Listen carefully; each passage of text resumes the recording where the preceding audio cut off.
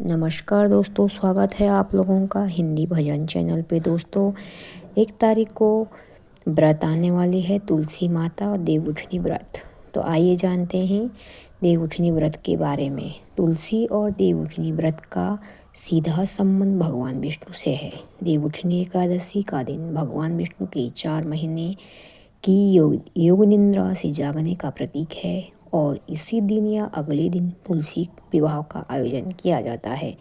देवउठनी एकादशी व्रत का अर्थ क्या है, आइए जानते हैं।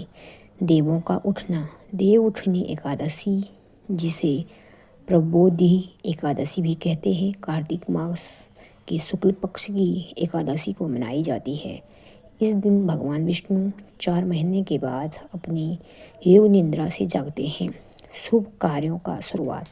भगवान विष्णु के जागने के साथ ही चातुर्मास की अवधि समाप्त हो जाती है और सभी मांगलिक और शुभ कार्य जैसे विवाह, गृह प्रवेश और अन्य धार्मिक अनुष्ठान फिर से शुरू हो जाते हैं। व्रत का महत्व। मान्यता है कि इस दिन व्रत रखने और भगवान विष्णु की पूजा करने से व्यक्ति के सभी पापों का नाश होता है और जीवन में सुख शांति आती है। तुलसी व्रत। तुलसी और शालिग्राम का विवाह।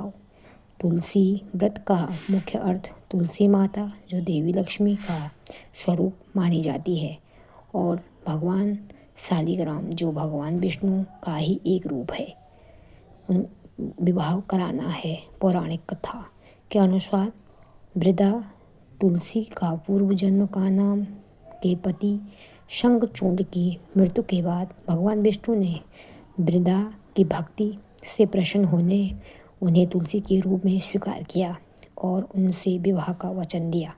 शुभ समृद्धि का प्रतीक। यह विवाह देवउठनी एकादशी के दिन या अगले दिन संपन्न हो जाता है। माना जाता है कि जो व्यक्ति कन्यादान की भावना से यह विवाह कराता है, उसे कन्यादान के सम्मान पुण्य प्राप्त होता है। यह व्रत घर में सुख समृद्धि, सौभाग्य और वैवाहिक जीवन में प्रेम और स्थिरता लाता है। विवाह के योग्य।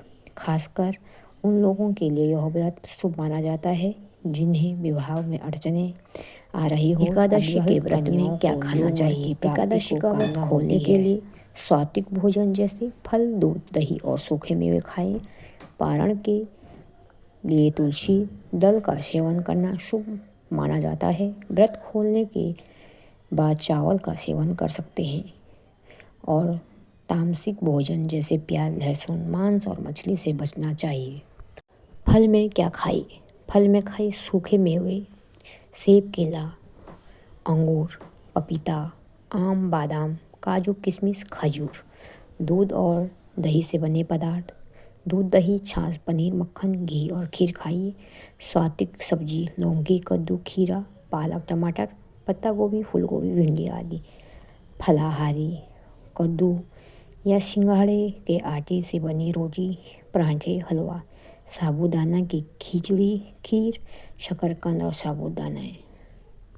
हिंदू रीति रिवाज का माने महिलाओं को मासिक धर्म के समय पूजा पाठ करने की मनाही।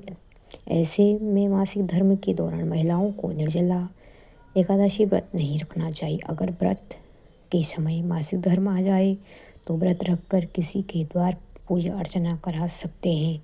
माना जाता है कि इससे पूजा फल सफल होगी। एकादशी व्रत का पारण कब करना चाहिए। एकादशी व्रत के अगले दिन सूर्योदय के बाद पारण किया जाता है। एकादशी व्रत का पारण द्वितीया तिथि समाप्त होने से पहले करना चाहिए। हिंदू धर्मशास्त्रों के अनुसार अगर द्वादशी तिथि सूर्योदय से एकादशी भगवान विष्णु की पुत्री है, जिनका जन्म भगवान विष्णु के शरीर से हुआ था ताकि वे दैत्य मूर का वध कर सके। पौराणिक कथाओं के अनुसार जब भगवान विष्णु योग निद्रा में थे तब मूर नामक दैत्य ने उन पर आक्रमण किया। इसी दौरान भगवान विष्णु के शरीर से एक दिव्य कन्या प्रकट हुई और उन्होंने युद्ध में मूर का वध कर दिया। प्रसन्न होकर भगवान विष्णु ने उन्हें एकादशी नाम दिया और वरदान दिया कि उनके नाम पर उपवास करने वाले मनुष्य पापों से मुक्ति होंगे। एकादशी का जन्म भगवान विष्णु के शरीर से हुआ था। उनका जन्म दैत्यों का वध करने के लिए हुआ था, जो भगवान विष्णु पर आक्रमण कर रहा था। भगवान विष्णु ने उन्हें वरदान दिया कि जो एकादशी का व्रत करेगा उसके सभी पाप नष्ट हो जाएंगे और उसे मोक्ष की प्राप्ति होगी। एकादशी अर्थात 11वां दिन शुक्ल पक्ष और कृष्ण पक्ष दोनों ही चरणों में आती है।